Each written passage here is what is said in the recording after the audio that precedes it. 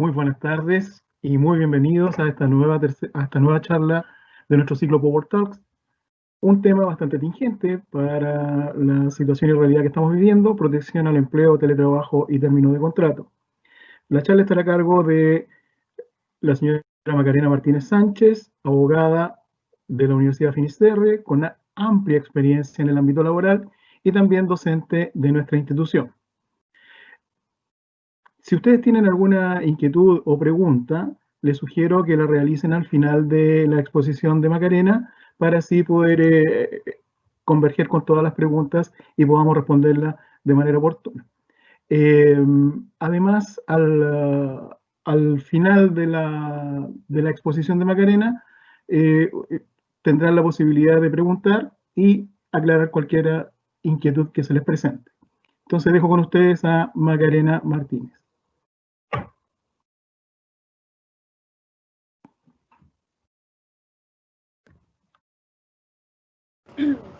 Hola, buenas noches. ¿Me escuchan bien?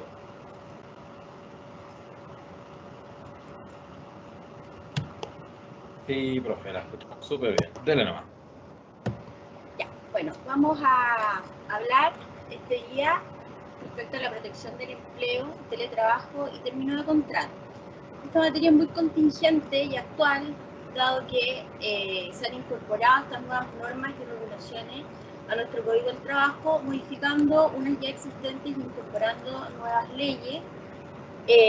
Esto es muy atingente, atendido que viene respecto al teletrabajo a propósito del estallido social, y ahora con el tema de la pandemia se han incorporado nuevas legislaciones que refuerzan y robustecen en definitiva la protección al trabajador.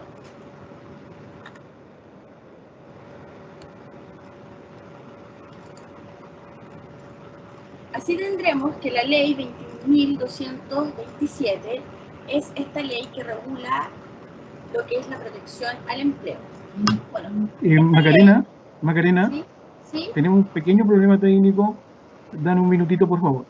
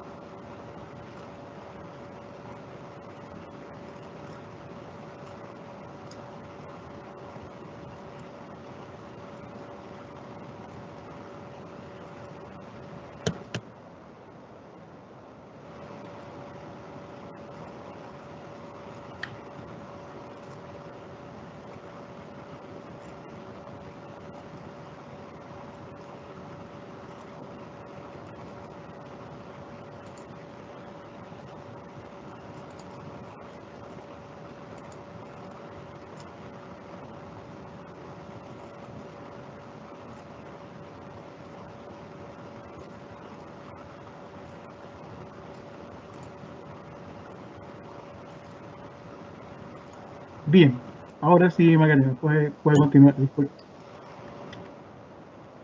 Ya, entonces seguimos y continuamos con esta exposición. Como les contaba, la ley 21.227 es esta ley que se publicó el 6 de abril del año 2020, que entra de cierta forma a introducir nuevas normativas laborales para afrontar el tema de la pandemia producto de la enfermedad del COVID. La última modificación a esta ley fue realizada el 1 de junio del año 2020. ¿Qué materias trata esta ley? Esta ley trata las materias del seguro de desempleo, las prestaciones del seguro de desempleo, un plan de emergencia económico, entre otras. ¿Cuál es el propósito de esta ley?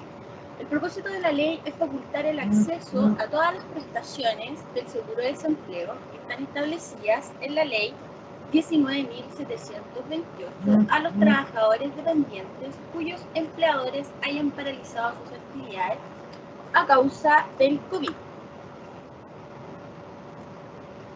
¿A quiénes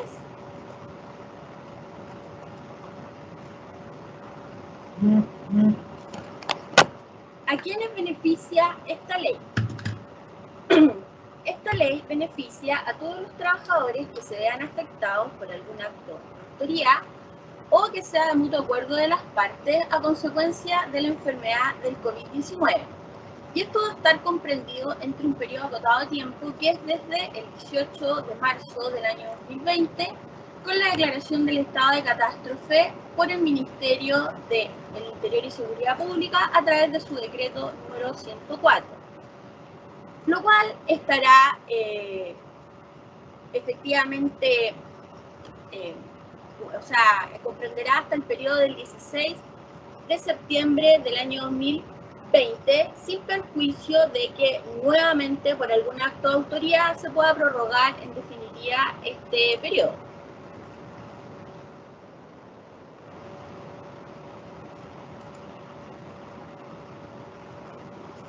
¿Qué trabajadores no están incorporados en esta ley? Bueno, no estarán incorporados los trabajadores que hayan pactado algún beneficio con anterioridad con su empleador, ni tampoco todos los trabajadores que perciban algún subsidio por incapacidad laboral, cualquiera sea la licencia médica que se les haya otorgado para ese goce.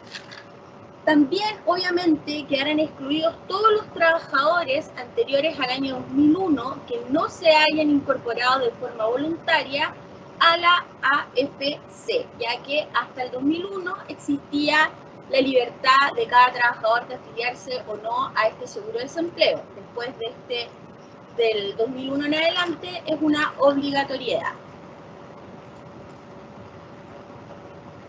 ¿Cuáles son estas fórmulas que estableció el legislativo, en definitiva, para dar frente a esta situación de la pandemia? ¿Cómo podemos ayudar y aportar a los trabajadores y al empleo manteniendo la estabilidad del empleo, que es el fin último de las dictaciones de estas leyes, sobre todo esta ley corta, que es la protección al empleo?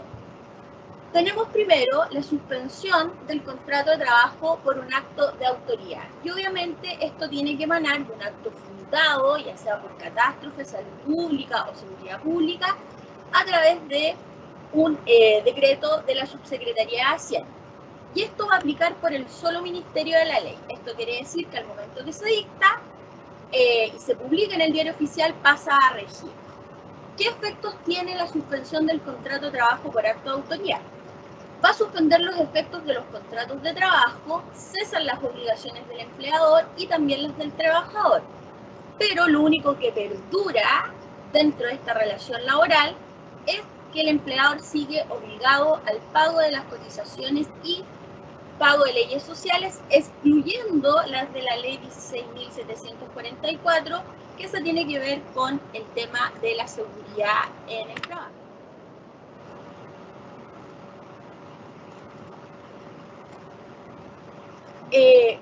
¿Cómo es el acceso a la remuneración a través del seguro de cesantía? Ya que este es el medio que se utiliza para hacer frente a esta suspensión por acto de autoría.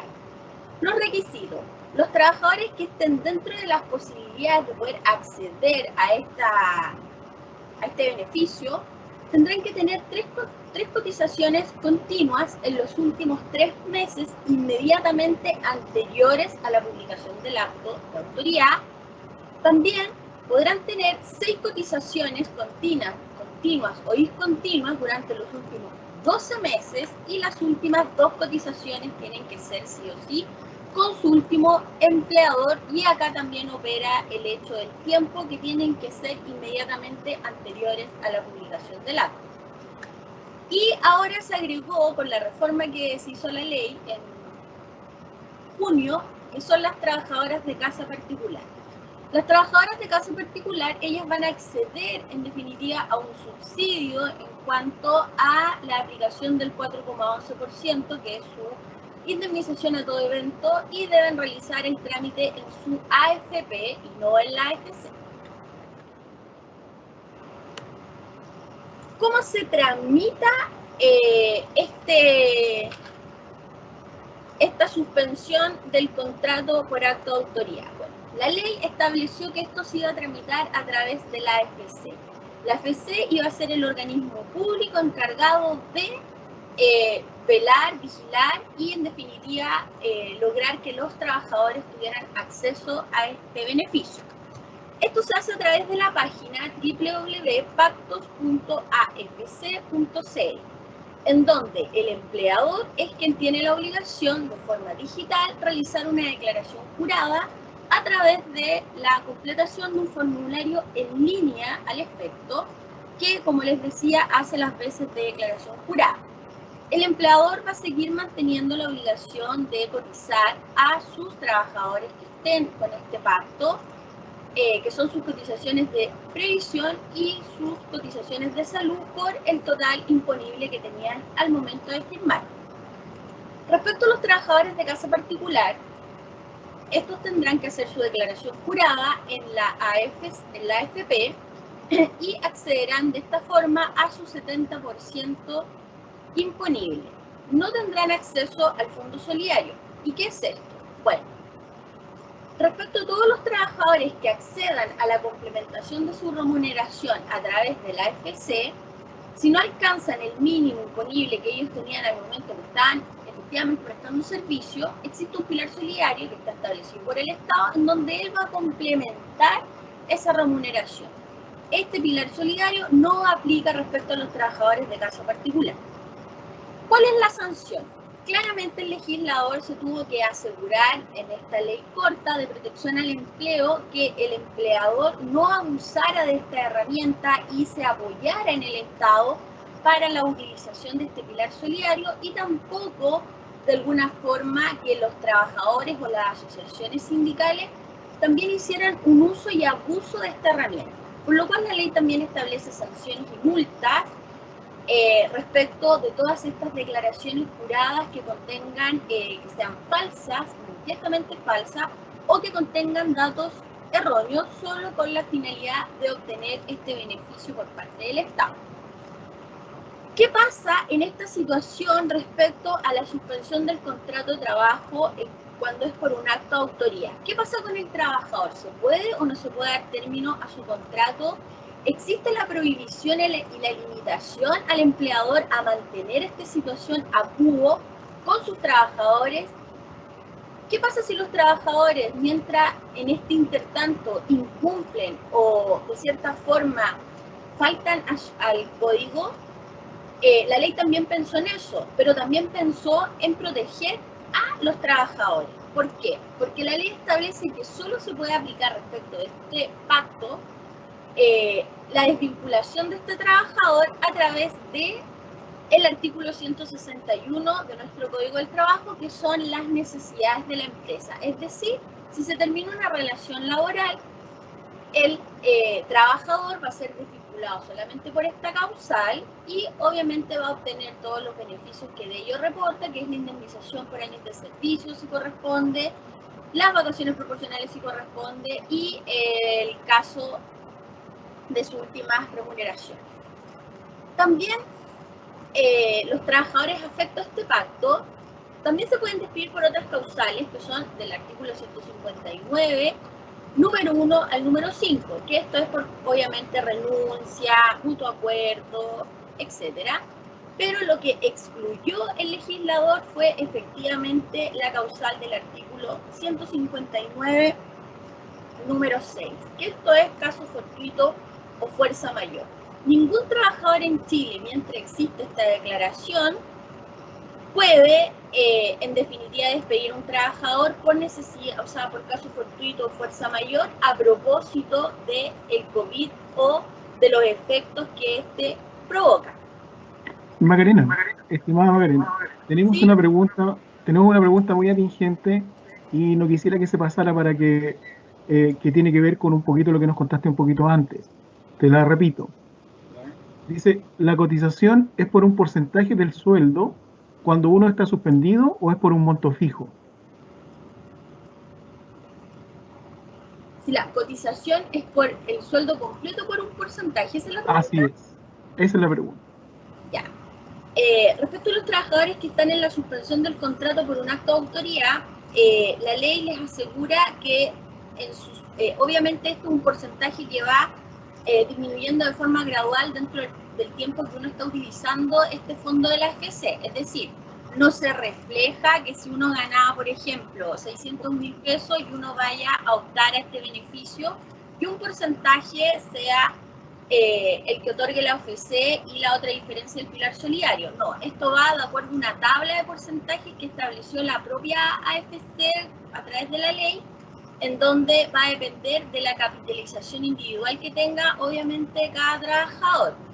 Se asegura, sí, obviamente, que no va a sacar menos del mínimo legal, pero tampoco le asegura, de cierta forma, que va a sacar lo que él estaba ganando actualmente. ¿Por qué? Porque esta es una situación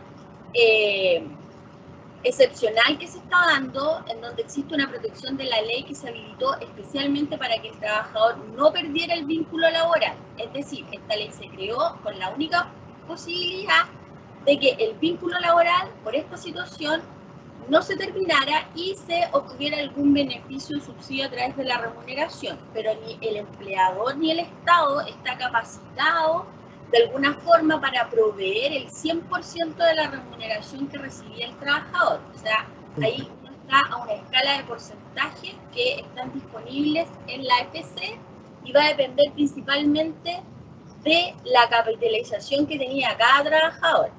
Es caso a caso. Parte en los 500 y así va bajando de 300, 225, etc. Bien. Tenemos otra pregunta que nos pregunta Carlos. ¿Solo debo hacer declaración jurada si soy un trabajador particular?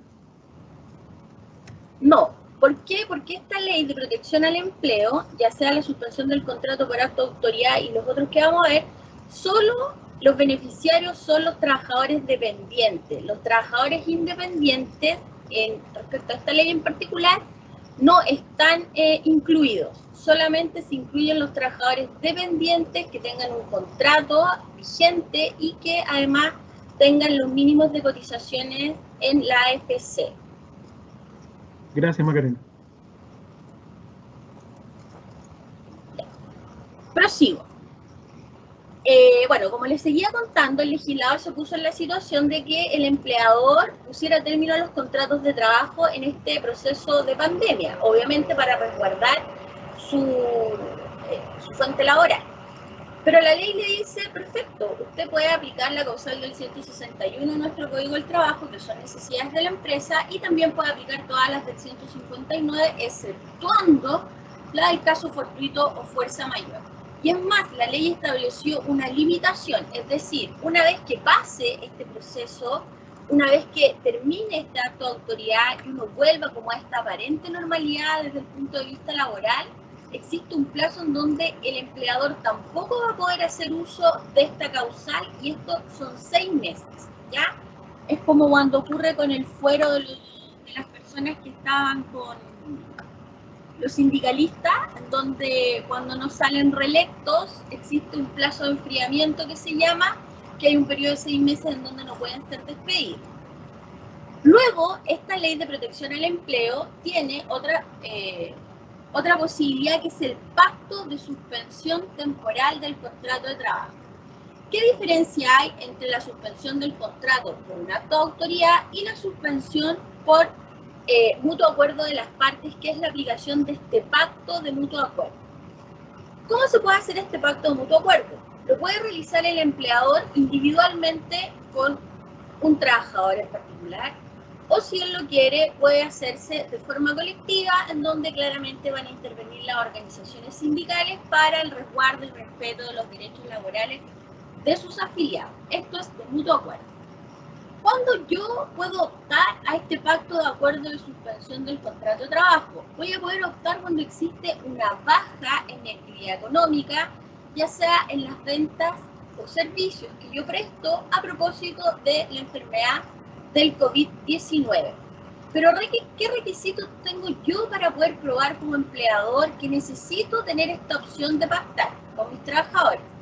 Es que tengo que tener una baja en el pago de IVA un 20% respecto al igual periodo del año anterior.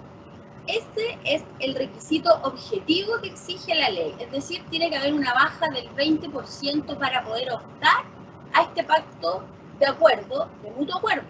Y como su palabra lo dice, es de mutuo acuerdo. Es decir, el empleador no tiene otra posibilidad, de cierta forma, de presionar a los trabajadores que opten a este tipo de pacto. Pero lo que hemos visto últimamente es que en definitiva hay más de 23.000 empresas que se han acogido a este pacto, ¿ya? Es decir, existe una voluntad por parte del empleador y por parte del trabajador en mantener esta relación laboral en esta situación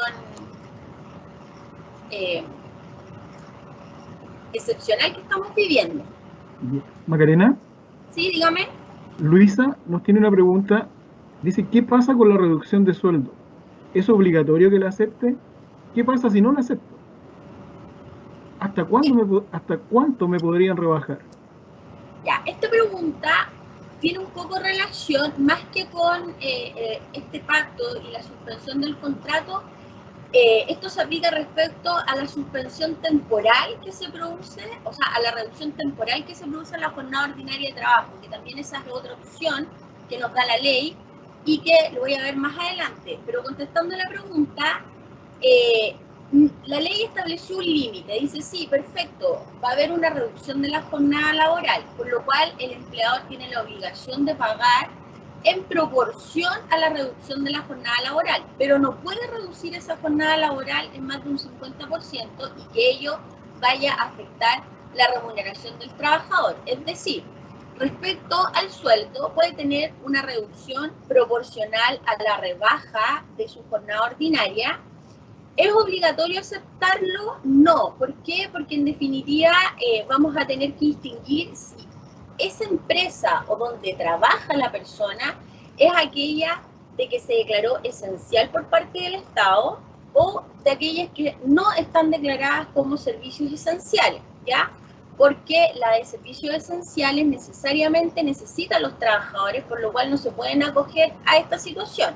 Pero ojo, con la reforma que hubo de la ley, ahora el 1 de junio estableció que el empleador, respecto de aquellas trabajadores que prestan servicios esenciales, podrá disponer respecto de un grupo de trabajadores donde su función no sea esencial, la reducción de la jornada ordinaria. ¿Ya? Todo esto a propósito del COVID, no por otra razón distinta.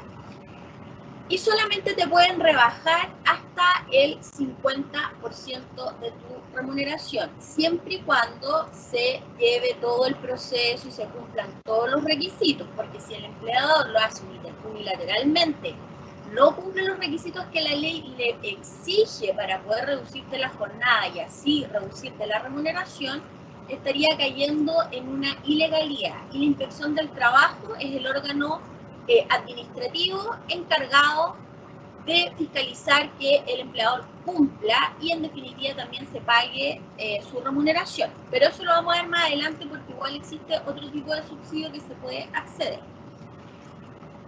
Siguiendo con el pacto de acuerdo de suspensión del contrato de trabajo, ya vimos que para que pueda pactarse, en definitiva, la empresa tiene que cumplir un requisito que es una baja del 20% en sus ventas y servicios comparado con igual mes del año anterior. Así puede optar recién a conversar para poder firmar este pacto.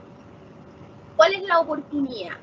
La oportunidad para firmar este pacto es fuera del periodo en el cual se dictó el acto de autoría y hasta 6 meses después del 6 de abril. ¿Esto qué quiere decir? No necesariamente yo como empresa por un acto de autoridad a propósito del COVID voy a suspender la relación laboral, ¿ya? Porque puede ser que sea una empresa de servicios esenciales. Pero puede ser que tampoco lo sea, pero sí tengo un flujo, no veo mermado mi capacidad económica como empresa, puedo seguir cumpliendo mis obligaciones. Pero puede ser que esto sea en mayo, en junio, y tú que en julio, agosto ya está decayendo su situación económica a propósito de los efectos colaterales del COVID que produce en toda la cadena de producción y en toda la economía del país.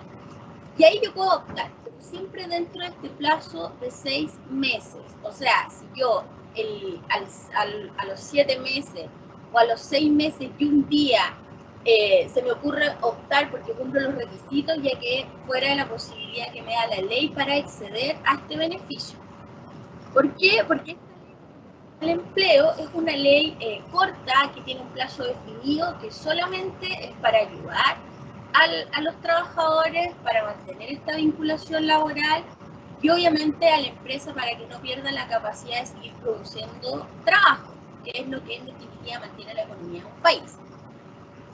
Luego viene una tercera opción que nos da esta ley de protección al empleo, que es la reducción temporal de la jornada laboral, que es un poco lo que hacía referencia a la pregunta.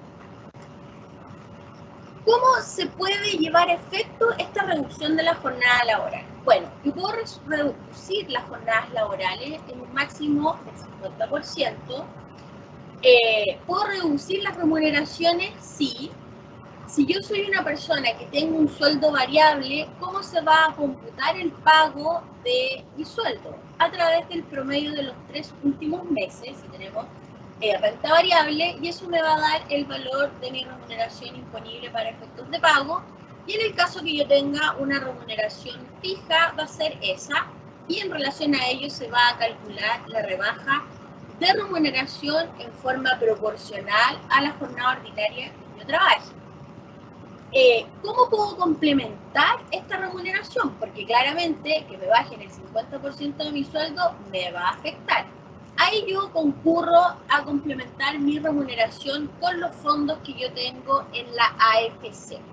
Y acá también uno tiene que recurrir a la página en donde está la tabla que establece los porcentajes de subsidio que va a existir. En algunos casos, cuando la reducción de mi sueldo es en un 50%, que es el caso como más extremo de la reducción de la jornada laboral porque es lo máximo que permite la ley, los fondos de la AFC solo me van a complementar un 25%. ¿Ya?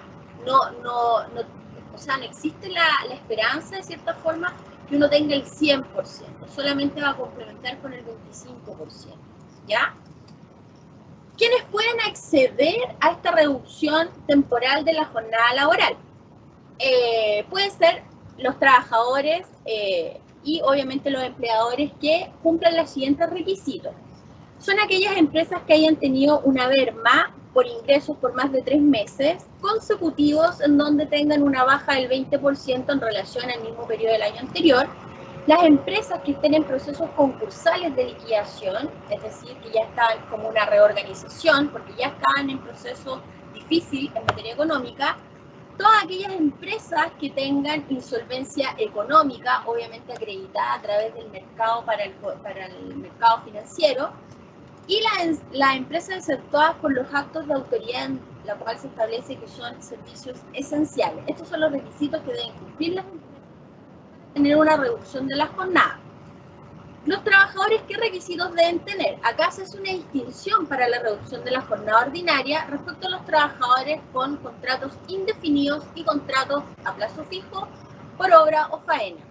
Tendrán que tener todos los trabajadores a contrato a plazo indefinido un mínimo de 10 cotizaciones en la AFC, continuas o discontinuas, y para los trabajadores a contrato a plazo fijo y por obra o faena tendrán que ser 5 cotizaciones que mantengan en la AFC. Y respecto a los trabajadores que cuenten con fuero laboral, no se le puede aplicar esta reducción de la jornada laboral, ya sea sindicalista, ya sea mujeres embarazadas. La aplicación. La ley estableció que respecto a los contratos indefinidos, esta rebaja en su jornada ordinaria va a tener una aplicación máxima de 5 meses continuos, y respecto a aquellos que tengan contratos a plazo fijo, van a tener solamente un periodo de 3 meses en el cual se pueda pactar esta reducción. Pero si uno opta a esta reducción de la jornada ordinaria, la ley establece un plazo mínimo para que esta tenga efecto, que es un mes. O sea, tenemos un mes como mínimo, 3 meses para los que tienen contratos a plazo fijo y el periodo de 5 meses continuos máximo para los trabajadores con contratos indefinidos. Macarena. ¿Sí? Roberto. Tengo otra pregunta. ¿Qué pasa si se me acaba el seguro de cesantía en cuanto a mi contrato? Ya que no obtendré beneficios del Estado ni tampoco tendré paga de mi empleador.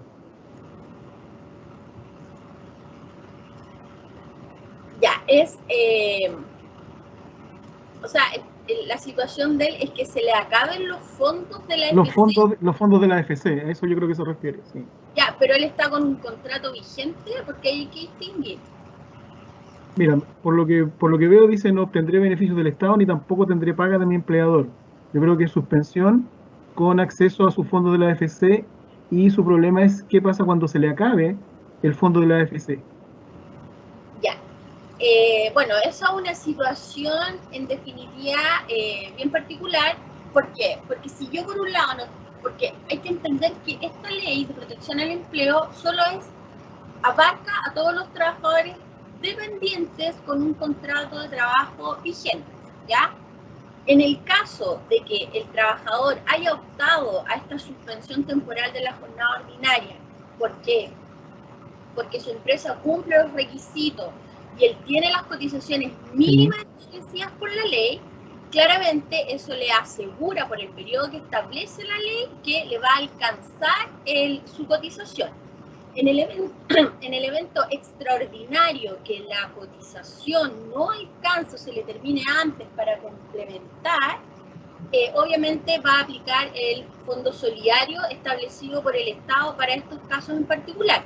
Pero Correcto. por el estudio de la norma se estableció de cierta forma que esta situación no podría ocurrir porque se establecen 10 cotizaciones en caso de contratos indefinidos y 5 cotizaciones en el caso de contratos a plazo fijo, con un máximo de operatividad dentro de 5 meses y 3 meses, por lo cual se contabilizó que de cierta forma en el general de los trabajadores sí va a haber dinero para ellos. ¿Ya? Bien, tenemos otra pregunta. Dice, ¿es obligación que un empleado part-time de 20 horas los fines de semana en un supermercado deba ir a trabajar en la semana, ya que por la situación del COVID-19 la empresa decidió hacer turnos rotativos para que no nos topáramos? Y esto no puedo compatibilizarlo con mis estudios. En el fondo, quiere saber si es obligación que acepte un cambio de jornada, me parece que es la pregunta definitiva. Es obligación que siendo part-time 20 horas los fines de semana en un supermercado me obliguen a ir a trabajar en la semana. En la semana. Bueno, acá se mezclan dos situaciones distintas, porque en definitiva yo como empleador sí puedo aplicar y siguen vigentes todas las normas del Código del Trabajo, y en este caso en especial ahí le están aplicando el artículo 12 del Código del Trabajo, que es la reorganización y ver en definitiva cómo se acomoda el empleado respecto a la situación en particular. Si la empresa obviamente se pudo acoger a estos beneficios porque cumple los requisitos, él tiene la disponibilidad de modificar y hacer estos turnos rotativos, ya que la situación del trabajador en particular, que es part-time porque estudia, no condiciona de cierta forma al empleador a tener la obligatoriedad de cumplir un horario distinto porque el trabajador es estudiante, ya que existen otros tipos de contratos que son compatibles con el estudio y el trabajo, pero en este caso está contratando un trabajador no considerando el estudio. Si los empleadores establecen beneficios o establecen horarios distintos para obviamente beneficiar al trabajador y que siga estudiando, eso parte de la buena voluntad del empleador, pero no lo obliga a lo que él me está preguntando propiamente tal. O sea, gracias, Maca. Perfecto, gracias. Ya. Bueno, ¿qué pasa con este pacto de suspensión temporal de la jornada ordinaria? ¿Podemos desvincular a nuestros trabajadores? Sí, los podemos desvincular, pero acá nuevamente establece la limitación de la ley, que solo podrá ser por el artículo 161 del Código del Trabajo y el artículo 159 número 6 no se aplicará, es decir, caso fortuito o fuerza mayor. ¿Qué es lo que yo recibo como remuneración en este caso de reducción de la jornada ordinaria? En el primer caso, tengo que recibir mi renta imponible, que claramente se va a reducir en un 50%, y la diferencia, que obviamente no voy a recibir, se va a complementar con los fondos de la AFC, pero solo en un 25%. Y respecto en donde no exista una gran baja de la remuneración, es decir, que sea un 20 o un 10% lo que yo tengo de rebaja de remuneración a propósito de la reducción de mi jornada, solamente va a ser el pago proporcional a la jornada ordinaria que yo esté realizando. Cuando yo ocupo los fondos de la AFC, cuando mi jornada me la reducen al 50%, ahí yo parto a la AFC y veo el 25% de diferencia. Esa es la opción. A la fecha existen 23.000 empresas que se han acogido a esta reducción de jornada parcial, que es una salida más estable de cierta forma tanto para el trabajador como para el empleador, y el trabajador en el caso de que no va a utilizar un 100% de sus fondos de la AFC, ¿ya? O sea, va a haber como un resguardo a futuro, eventual, que claramente lo necesita. La ley estableció este retracto y esta modificación viene a propósito de lo que pasó con Cencosud, que Cencosud aplicó los beneficios que establecía de la suspensión del contrato por actos de autoridad, por pacto de suspensión temporal de contrato y reducción de jornadas ordinarias, pero existía el reparto de utilidades que tuvieron los accionistas. Entonces, obviamente, eso rompía con el espíritu de la ley, porque decía, oiga, usted empresa está aplicando este criterio para acogerse a estos beneficios, pero sin embargo, usted tuvo utilidades que las está repartiendo con sus accionistas. Entonces, esto es incompatible, ¿ya? Por lo cual, Cencosud tuvo que hacer este retracto. ¿Qué significa el retracto para el empleador? Porque tiene consecuencias monetarias no menores, ¿ya? Primero, la empresa que solicitó todos los beneficios a la AFC y que se quiere retractar, lo va a tener que hacer por escrito. La AFC va a tener un plazo de 10 días para conocer su situación y darle una respuesta también por escrito. La empresa que se acogió a estos pactos de suspensión y que sus trabajadores obtuvieron algún beneficio de la AFC, es decir, alcanzaron a retirar parte de sus capitalizaciones, la empresa va a tener que devolver eso y la rentabilidad perdida en el fondo por el retiro anticipado. ¿Cómo la empresa va a saber cuánto es lo que tiene que pagar por lo que utilizó el trabajador respecto de su capitalización de la AFC y la pérdida de rentabilidad del fondo? Eso lo hace la AFC. La AFC legalmente tiene la obligación de informar al empleador el monto de la liquidación que tiene que devolver por los fondos utilizados por su trabajador y la pérdida de rentabilidad de ese fondo por el retiro. Y eso lo tendrá que pagar en un solo monto, en una sola oportunidad para la devolución de la AFC.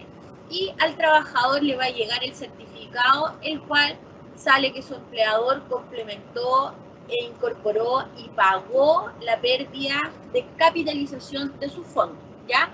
Esta ley, o sea, asegura aún más al trabajador, es decir, si tu empleador se retracta, no quiere decir que tú perdiste la rentabilidad de tu fondo por haber sacado ese dinero, sino que te devuelven el dinero y te devuelven la rentabilidad, que es lo más justo.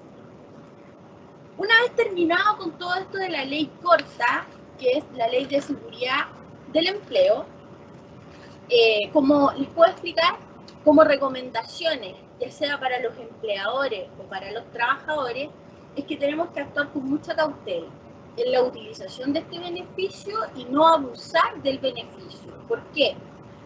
Porque estamos en una situación extremadamente anómala en términos de economía y en términos de empleo y protección al empleo. Por lo cual, el empleador tiene que ser riguroso en acogerse a estos beneficios siendo objetivo en el cumplimiento. O sea, no aprovecharse de la situación y descansar en este pilar solidario del Estado. Respecto del trabajador, el trabajador tiene que estar muy atento a informarse si ve que está su empleador quiere acogerse a alguno de estos beneficios, pero él en la práctica, en la realidad ve que el COVID no afectó tanto a su empresa, tiene que estar atento y tiene que hacer las consultas que corresponde en la inspección del trabajo. Las inspecciones del trabajo respecto a la jurisdicción de cada empresa están asesorando en materias de acogerse a la ley de protección del empleo por parte del empleador para que no ocurra un abuso. Es más, con la nueva reforma de la ley se dieron más atribuciones a los entes fiscalizadores. De hecho, el Servicio de Impuestos Internos es el que certifica y da fe que efectivamente el empleador tiene un 20% de baja en sus gastos de servicio. Y la Inspección del Trabajo es la que fiscaliza en terreno y ve si efectivamente se están cumpliendo las medidas de protección al empleo y no se está abusando de la norma. Macarena, Dígame. respecto a lo mismo, tenemos una pregunta de Luisa. Dice, ¿me pueden reducir el sueldo sin reducirme la jornada laboral? Ahí hay que distinguir, porque si se acogió a la suspensión del contrato por acto de autoridad o se acogió al pacto de suspensión temporal del contrato de mutuo acuerdo, claramente va a haber una reducción de la remuneración porque se va a complementar, como yo le había dicho, un porcentaje con los fondos de la AFC. Con los fondos de la AFC, sí. Claro, si la reducción se debe por el pacto de la suspensión temporal de la jornada ordinaria, eso es un efecto propio de la reducción de la jornada amparado y regulado por la ley, en donde establece que solo un 50%, en donde solamente mi empleador a través me va a pagar solo el proporcional a mi jornada ordinaria, pero si a mí me la reducen un 50%, el 25% para acercarme un poco a lo que yo recibía cuando estaba efectivamente trabajando con jornada ordinaria, uno lo obtiene de la AFC. Pero si la reducción de la jornada no es del 50%, sino que es mayor, claramente ahí va a operar solamente el pago que realice el empleador respecto a la remuneración. Estas son situaciones totalmente anómalas que las regula la ley. En condiciones normales jamás el empleador te puede reducir tu sueldo, pero estas son excepciones que establece la propia ley, por lo cual tu empleador no estaría incumpliendo la ley por la reducción de la remuneración. ¿Ya? En condiciones normales, y una vez que esta ley no se aplique, que es después del 16 de septiembre de este año, todos volvemos a la normalidad con sueldos íntegros y con jornadas ordinarias completas. Bien. Tengo otra pregunta, Macarena, de Carolina. Dice, ¿puedo suspender a un trabajador un mes por mutuo acuerdo, luego revocar la suspensión y volver a suspenderlo? Sí, la ley no establece una limitación respecto a la operatividad de la revocación y la aplicación. La ley solo establece un mínimo para aplicar la suspensión, que es de un mes, y si mejoran las condiciones, obviamente, entre de la empresa y laborales, puedo revocar esa suspensión. Pero si nuevamente empezamos a estar mal producto del COVID, puedo volver a aplicarla. Pero ojo, solamente dentro del plazo de los 6 meses desde la promulgación y de la publicación en el diario oficial de esta ley de protección al empleo, dentro de este periodo de 6 meses que dura hasta el 16 de septiembre del año 2020. Luego del 16 de septiembre no se puede aplicar esto y volvemos a las condiciones normales que antes teníamos reguladas por el Código del Trabajo. Perfecto. Gracias, Macarena. Ahora vamos a ver otro tema, que es el teletrabajo, que tiene mucho que ver con esto de las modificaciones legales que se estableció en nuestro Código del Trabajo. El teletrabajo siempre existió y de hecho estaba regulado en nuestro código en el artículo 152 cuateter, letra G, inciso primero e inciso tercero. Pero era una regulación muy en pañales y que no regulaba específicamente las disposiciones que tenía que tener el contrato de trabajo y cómo tenía la disposición de tiempo del trabajador, dónde trabajaba y obviamente las medidas de seguridad en el trabajo. Ahora en junio se dictó esta ley 21.220, que es la ley del teletrabajo, que en definitiva viene a regular y especificar un poco cómo se cumple, mejorando, sí, obviamente la seguridad del trabajador, porque lo importante para nuestro legislador y el Código del Trabajo propiamente tal es asegurar los derechos de los trabajadores, que es como la parte débil en esta relación producto de un contrato de trabajo. Así tendremos el trabajo a distancia y el teletrabajo. ¿En qué se diferencia? Si bien suenan igual. Que el trabajo a distancia es aquel que realiza el trabajador desde su domicilio, desde su lugar físico, por ejemplo, una costurera, Y el teletrabajo es aquel trabajador que presta el servicio a través de medios tecnológicos, pero no necesariamente lo va a hacer en su casa, lo puede hacer en cualquier lugar, siempre y cuando cumpla, obviamente, con lo que es el contrato de trabajo. El trabajo a distancia, ¿cómo está regulado? La oportunidad, ¿cuándo yo puedo optar a esta forma de trabajo moderno, que se llama ahora? Al inicio de la relación laboral, es decir, firmando directamente un contrato de trabajo que sea de teletrabajo a distancia. Puede ser durante la vigencia de la relación laboral, que se hace a través de un anexo y una modificación de contrato en donde un trabajador que iba a prestar servicio a la faena o al lugar físico del empleador, lo podrá hacer a la distancia, ya sea en su casa o en cualquier otro lugar, utilizando medios tecnológicos. ¿Cuál es el límite del teletrabajo? El límite del teletrabajo va a ser que no se pueden menoscabar los derechos laborales de los trabajadores, en especial la remuneración. No es porque usted vaya a trabajar a su casa o en cualquier otro lugar por medios tecnológicos, usted va a tener una reducción de su remuneración. Eso bajo ningún punto de vista. El lugar para realizar el teletrabajo o el trabajo a distancia no puede ser un lugar físico designado por su empleador. O sea, su empleador no le puede habilitar un lugar o no le puede señalar que usted para hacer el teletrabajo o el trabajo a distancia lo va a hacer en un lugar específico. ¿Por qué? Porque ahí se desnaturaliza esta ley. Por eso es una prohibición. El retracto. ¿Tengo derecho yo a retractarme si firmé un contrato de trabajo a distancia o un anexo? Sí, lo puedo hacer. ¿Cómo lo puedo hacer? De forma unilateral, es cuando parte del empleador hacia el trabajador o del trabajador hacia el empleador. Se hace a través de una carta certificada con una antelación de 30 días señalando que no vamos a persistir en esta situación del teletrabajo y quiero volver a prestar mi servicio como comúnmente lo hacía. Y también se puede hacer de mutuo acuerdo por ambas partes, es decir, cuando el empleador y el trabajador se pongan de acuerdo en volver a la situación o a la condición anterior y no optar por el teletrabajo o el trabajo a distancia. ¿Cómo es la jornada del teletrabajo y la jornada del trabajo a distancia? Se cumple, obviamente, una jornada ordinaria de trabajo, pero con ciertas mixturas, con ciertos acuerdos en donde se puede mezclar una jornada ordinaria presencial o una jornada ordinaria por teletrabajo o trabajo a distancia, respetando los límites legales que son no superar más de 10 horas diarias, ni las 45 horas semanales, ni las 180 horas mensuales. Pero eso también va a depender del tipo de trabajo que preste el trabajador. Estoy hablando en términos generales, por ejemplo, un oficinista, un administrador, etc.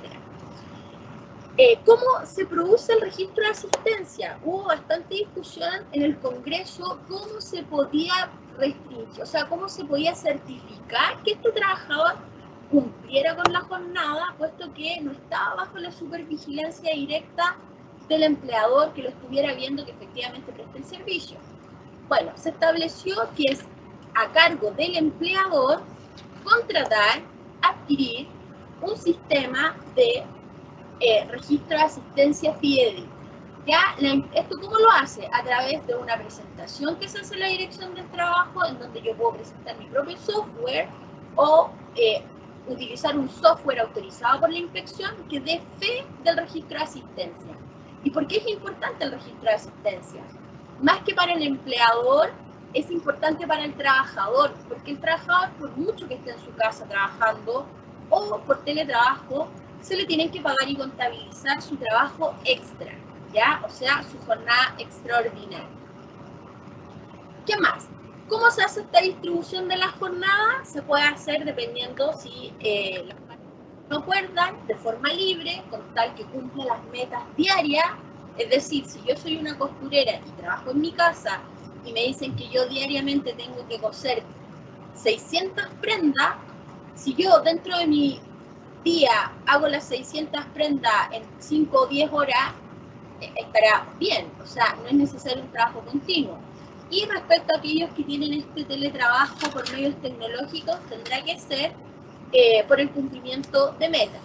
Es importante sí señalar que, según un estudio que ha hecho la Universidad de Chile, su facultad de Ciencias Matemáticas y Física estableció que el grueso de trabajadores que acceden y que han accedido a propósito de la pandemia al trabajo a distancia y al teletrabajo incide principalmente en la especialidad y la categoría del trabajador, y también tiene relación a su sueldo.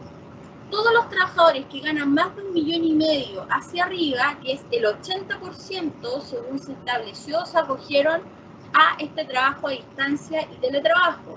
Lamentablemente hay algunas labores que tienen que realizarse de forma presencial y no a través de medios tecnológicos ni con la distancia, y esto corresponde a un 20% de los trabajadores encuestados, y son aquellos que tienen una remuneración inferior o igual a 600.000 pesos. Entonces, eso también tiene relación de quienes pueden acceder o no a este teletrabajo o el trabajo a distancia. Bueno, esta ley 21.220 establece que en nuestro contrato de trabajo, aparte del cumplimiento de lo que establece el artículo 10 del código, que son los pactos esenciales que debe tener un contrato, se agregan otros más específicos conforme a la materia, y son que se puede establecer una jornada mixta.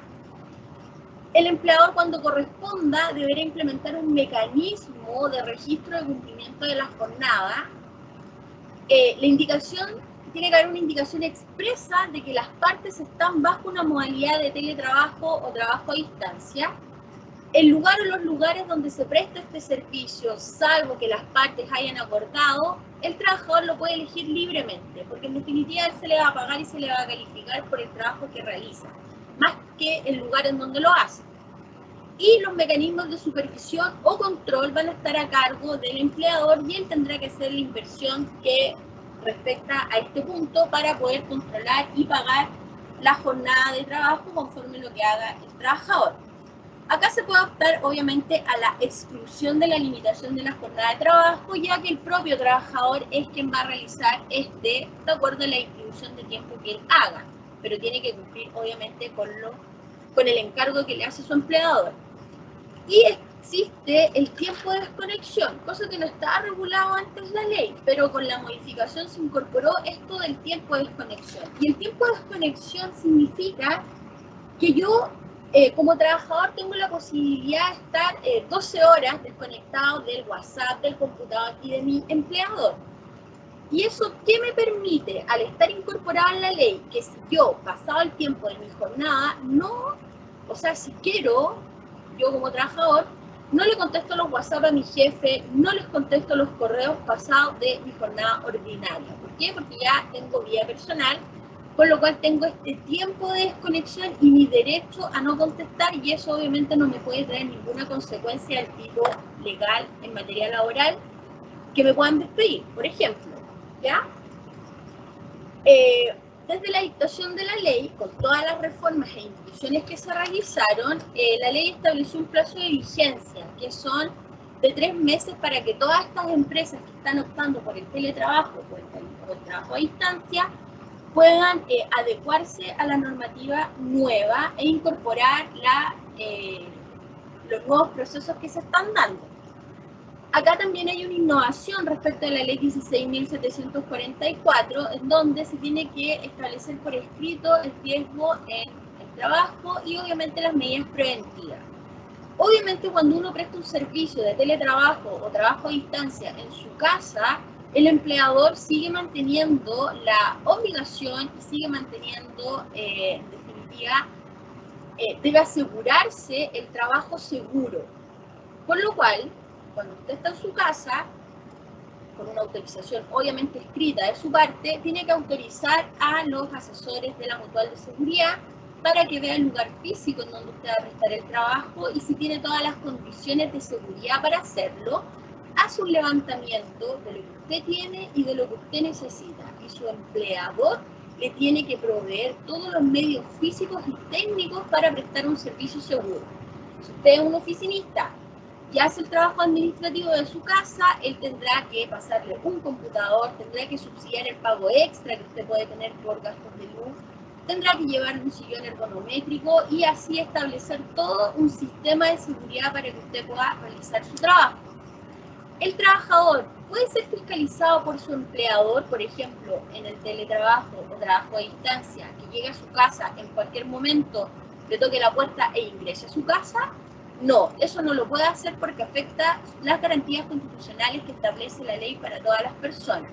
La única forma que un empleador pueda ir a su casa y ver o vigilar o en definitiva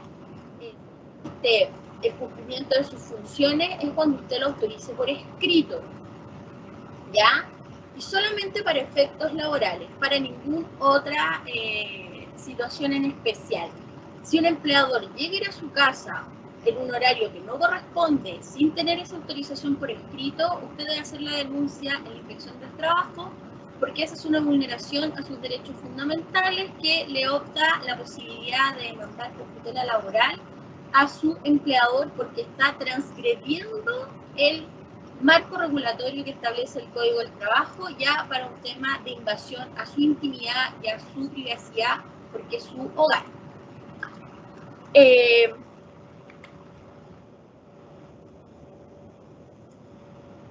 más? Por último, con fecha 1 de junio, que era lo que les comentaba, se dictó esta ley 21.232 que modifica y precisa aspectos de la ley 21.227, que se dictó hace muy poco y que fueron introduciendo cambios a lo que ya conocíamos a la ley cuarta de protección al empleo. Estos cambios tienen que ver con el pago de las cotizaciones en el periodo de suspensión, al término de la relación laboral durante la suspensión, a la posibilidad de suspender convencionalmente un contrato en las empresas exceptuadas y la presunción de afectación parcial para pactos de suspensión y el tema de la pensión de alimentos, ¿ya? ¿Qué pasa con el pago de las cotizaciones durante la suspensión? La ley que agregó fue que para el caso de las cotizaciones de la AFP se aplicará junto con su comisión y la cotización asociada a su seguro de invalidez y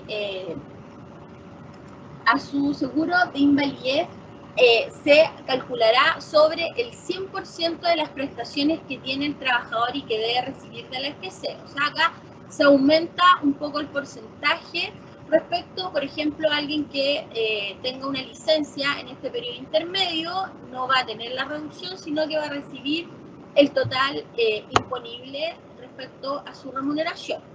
Mientras el resto de las cotizaciones que corresponden a la seguridad social y salud se va a calcular como sobre el 100% de la última remuneración. ¿Por qué? Porque antes solo se calculaba respecto a ese porcentaje reducido que se pagaba de la renta imponible. Obviamente afecta en las cotizaciones individuales de los trabajadores, por lo cual se estableció que el empleador tendrá que cotizar siempre por el 100% del imponible, no en proporción a lo que se le está pagando ahora, ¿ya?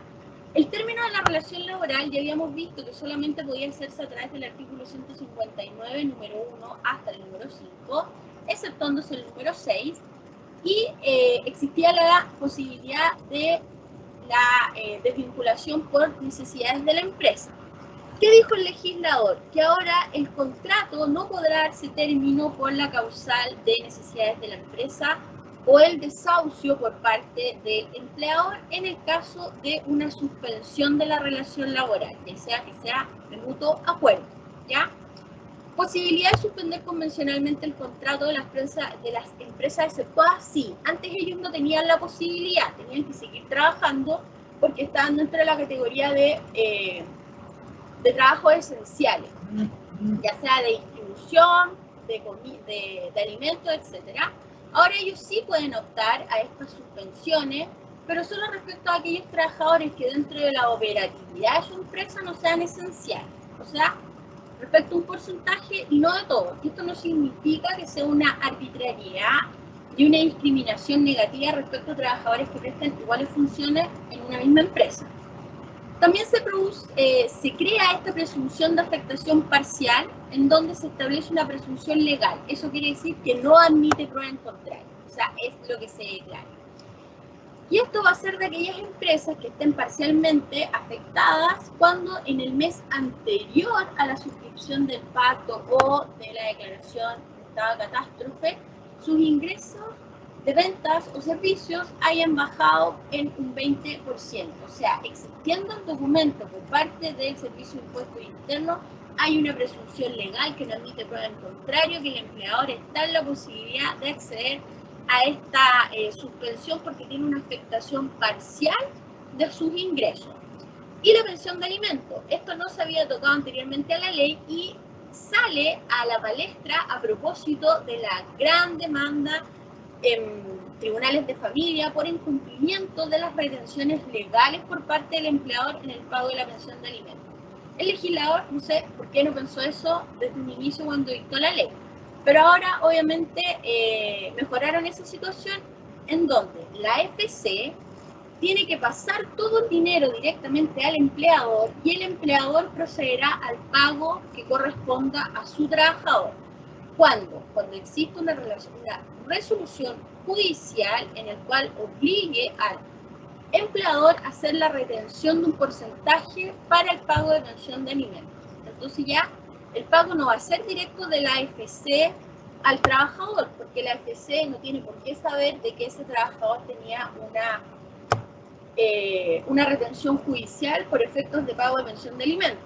Entonces, cuando se hace esta declaración jurada por parte de los empleadores, se debe señalar que respecto a un trabajador en particular existe una retención judicial a propósito de pensiones de alimentos. Entonces ahí la AFC le pasa el dinero al empleador, el empleador hace el depósito a través de la retención y lo que sobre obviamente se lo entregará al trabajador. Y con esto termina mi presentación respecto del teletrabajo, el trabajo a distancia y la ley de protección al empleo, que es una ley nueva, una ley que todavía falta mucho porque se introduzcan nuevas reformas, dado que, como es propio del derecho laboral que es dinámico, atendía a las situaciones que están aconteciendo, más aún en esta situación especial de pandemia. Bien, Macarena, gracias. Te vamos a hacer algunas preguntas ahora que nos acaban de llegar para proceder con la aclaración de las dudas que tienen nuestros participantes. Además, les recuerdo a todos los participantes que se encuentra disponible la encuesta de esta charla y entre todos los que la contesten, obviamente hay un premio que se publicará en nuestras redes sociales. Además, la charla se va a publicar en nuestro canal de YouTube. Melissa nos pregunta, en marzo varias empresas realizaron despidos aplicando como causal fuerza mayor. La ley se modificó el 1 de junio. ¿Qué sucede con los despidos realizados por esta causa entre marzo y abril de 2020? Ya, ahí se aplica, ahí hay tres factores que entran a participar. Primero, si se aplicó antes de la promulgación de esta ley, el empleador no está cumpliendo ninguna ilegalidad, está utilizando las herramientas que le da el Código del Trabajo. Eso va a depender, en definitiva, de la disposición que tengan los tribunales de justicia en materia laboral, que vayan a fallar si existió buena o mala fe por parte del empleador en la aplicación de esta causal de despido. Lamentablemente, las leyes siempre rigen a futuro, es decir, desde su publicación hacia adelante y rara vez tienen efecto retroactivo. Esta ley en particular no establece un efecto retroactivo, por lo cual las personas que fueron desvinculadas con anterioridad a la publicación de la ley, el empleador no cumplió ninguna ilegalidad. Eso va a depender y va a ser materia del juez laboral que determine si se aplicó de buena o mala fe. Gracias. Otra consulta. Si estoy con teletrabajo, ¿mi empleador me debe pagar el internet? ¿Me deben proveer de una silla? Sí.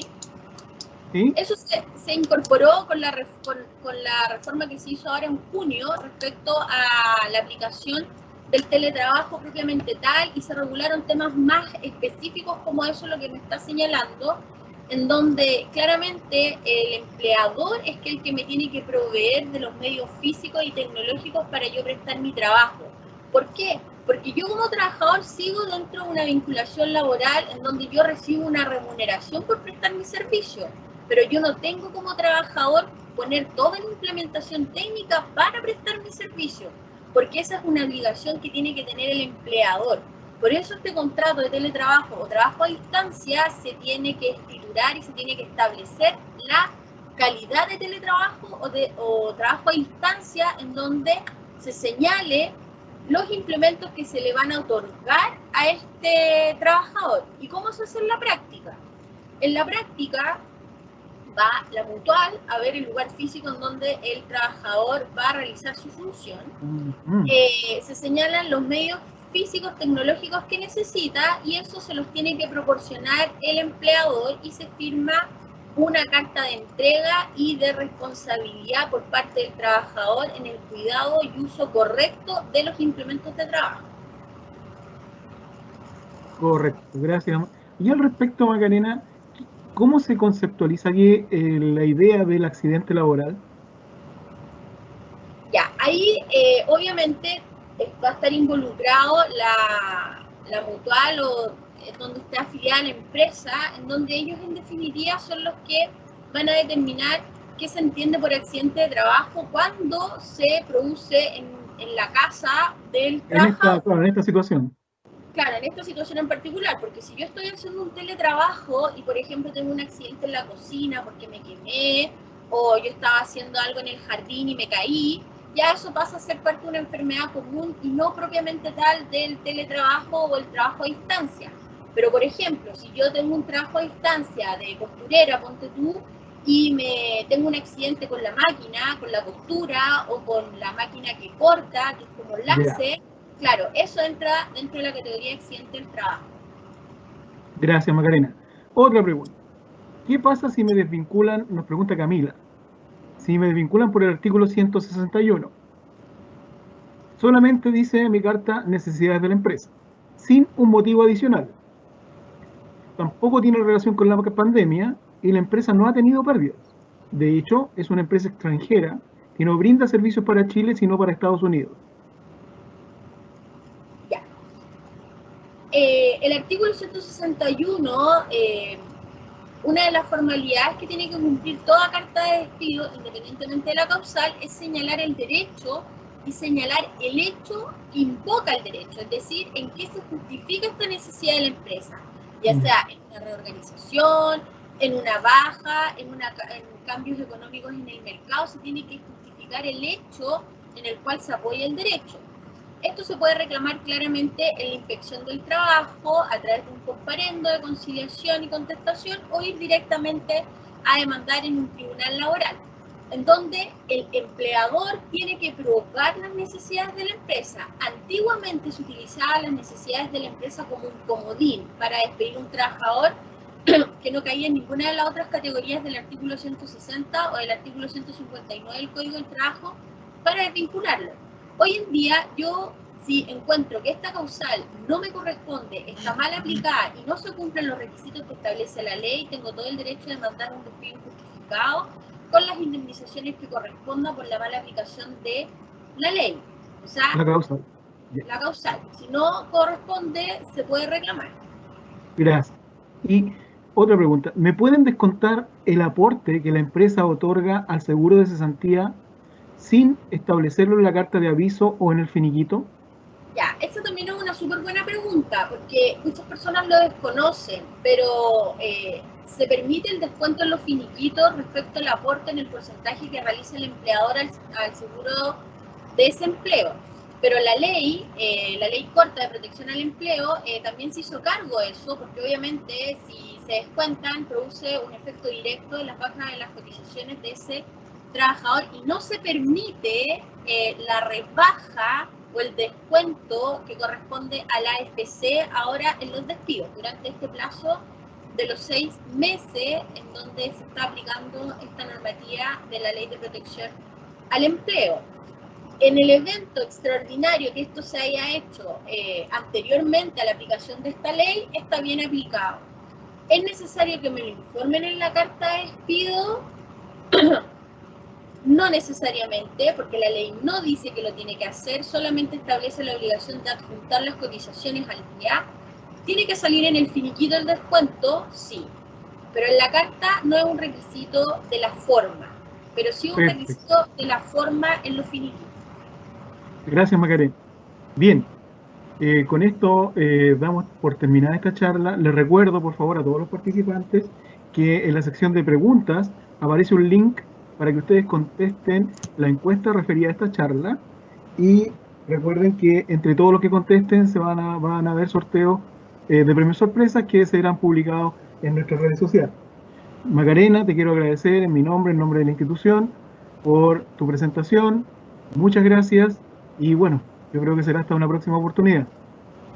Gracias, Roberto. Igual, muy agradecida de poder aportar un poco con esta información, que es una ley nueva que se aplica por un poco periodo de tiempo, atendido al tema de la pandemia, y en definitiva para ayudar a la gente, a los trabajadores que tienen sus derechos y tienen que hacerlos valer, y existen las instituciones públicas que van a resguardar obviamente el cumplimiento de la ley por parte del empleador. Perfecto, Macarena. Ahora, ¿puedes cambiar el slide para que aparezca en la encuesta, por favor? Muchas gracias, Macarena. Que estés muy bien y estamos en contacto.